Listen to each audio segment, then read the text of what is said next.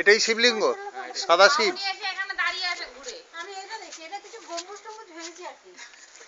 এটা গম্বুজ মনে করেছো?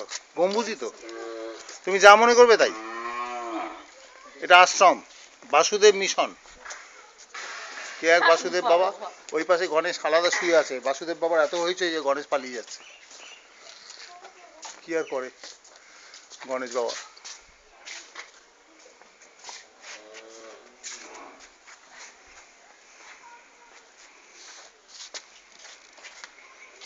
কত ফুট লম্বা এটা? 10 ফুট 12 টন। ওই দিকটা লেখা আছে, সামনের দিকটা ওরা 10 ফুট 12 টন। লেখা আছে এখানে। ইতালির একজন তৈরি করেছে।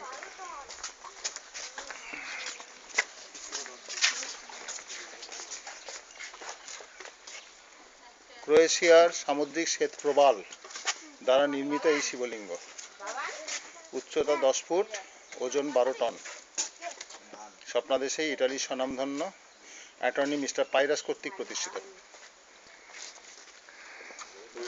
এটা এক ধরনের প্রবাল দিয়ে তৈরি, বুঝলে, পলা।